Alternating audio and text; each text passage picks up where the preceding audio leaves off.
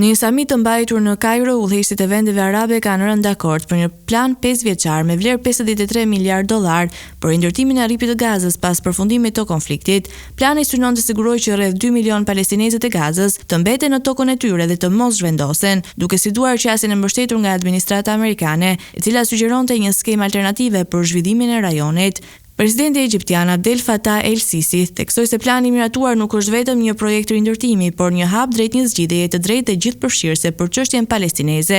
Ai nënvizoi rëndësinë e krijimit të një shteti palestinez dhe garantimin e stabilitetit në rajon, duke shprehur gatishmërinë për të bashkëpunuar në komunitetin ndërkombëtar në zbatimin e planit. Sekretari i përgjithshëm i Ligës Arabe, Ahmed Aboul-Gate, e cilësoi këto iniciativë si një plan arab të bashkuar, duke theksuar se qëndrimi i vendeve arabe mbetet i qartë kundër çdo zhvendosje të popullsisë, qoftë ajo e detyruar apo vullnetare. Egjipti ka paraqitur një dokument të detajuar prej 91 faqesh, përfshin planet e ndërtimit dhe rindërtimit të zonave urbane në Gazë. Ky projekt është konceptuar për të kundërshtuar një skemë të propozuar nga Shtetet e Bashkuara të Amerikës, e quajtur Riviera e Lindjes së Mesme, e cila kishte ringjallur polemika në botën arabe. Plani arab parashikon pastrimin e mbi 50 milion ton mbeturina të mbetura nga ofensivat ushtarake izraelite, si dhe çminimin e zonave të rrezikshme. Faza e parë do të përfshijë ndërtimin e banesave, infrastrukturën urbane, si dhe hapjen e një aeroporti, një porti tregtar dhe një porti për peshkimin, për të rigjalluruar ekonominë lokale.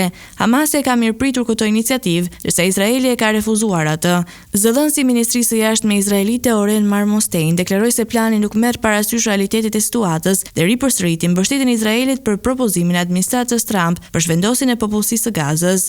Ndërkohë, Shtëpia e Bardhë ka reaguar duke shprehur vlerësimin për përpjekjet e vendeve arabe, por ka theksuar se Hamasi nuk mund të vazhdojë të mbajë kontrollin mbi territorin. Zëdhënësi i Këshillit të Sigurisë Kombëtare të Shtëpisë së Bardhë, Brian Hooks, tha se presidenti amerikan mbetet i përkushtuar ndaj një vizioni të guximshëm për Gazën, por paralajmëroi se mungesa e një zgjidhjeje të qartë politike mund të përkeqësojë më tej krizën.